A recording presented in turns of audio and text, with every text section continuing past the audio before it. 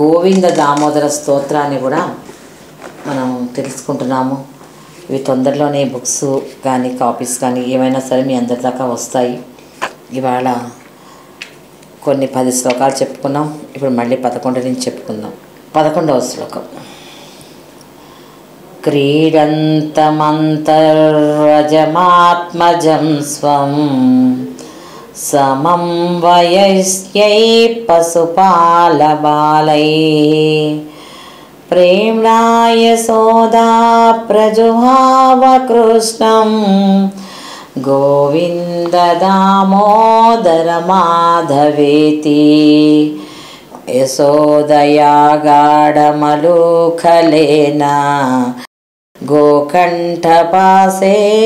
నిబధ్యమానః రురోదమందం నవనీతభోజీ గోవింద దామోదర మాధవేతి జాంగణే కంకణకేళిలోలం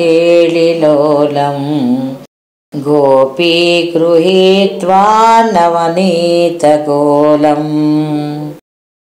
ఆమర్దయాత్పాణితలేన నేత్రే గోవింద దామోదర మాధవేతి గృహే గృహే గోపవధూకదంబా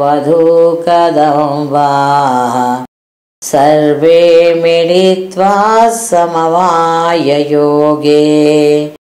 పుణ్యాని నామాని పఠంతి నిత్యం గోవింద దామోదర మాధవేతి మందారమూలే వదనాభిరామం బింబాధరే పూరితవేణునాదం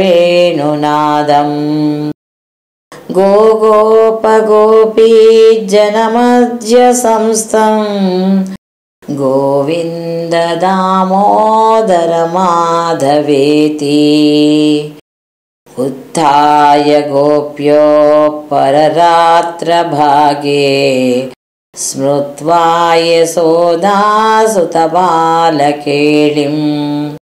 గాయంతి ప్రోచ్చైర్దధిమందయంత్యో గోవింద దామోదర మాధవేతి జగ్యోత దత్తో నవనీతపిండో గృహే యశోదా విచికిత్సయంతి ఉవాచ సత్యం వద హే మురారే గోవింద దామోదర మాధవేతి అభ్యశ్చ గేహం యువతి ప్రవృద్ధా ప్రేమ ప్రవాహాదధి నిర్మమందా గాయంతి గోప్యోధ సఖీ సమేత గోవింద దామోదర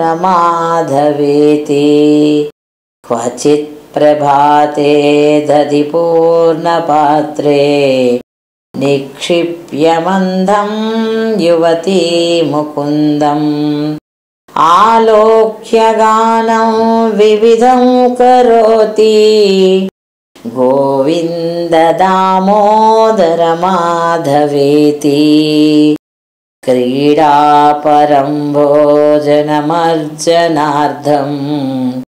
హితైషిణీ స్త్రీతనుజం యశోదా ఆజూహవత్ ప్రేమ పరిప్లుతాక్షి గోవింద దామోదర మాధవేతి. మన ఛానల్లో ప్రసారమవుతున్న అన్ని భక్తి కార్యక్రమాలు మరియు ఇతర కార్యక్రమాల లింకు మీ మొబైల్కి రావాలి అనుకుంటే డిస్క్రిప్షన్లో ఉన్న మా వాట్సాప్ గ్రూప్లో జాయిన్ అవ్వండి. అన్ని భక్తి కార్యక్రమాలు మిస్ కాకుండా వీక్షించండి. ఆ భగవంతుని కృపకు కరుణకు పాత్రులవ్వండి. మా కార్యక్రమాలను వాట్సాప్ గ్రూప్లోను, టెలిగ్రామ్ గ్రూప్లోను మరియు ఫేస్బుక్ పేజ్లోను కూడా వీక్షించవచ్చు.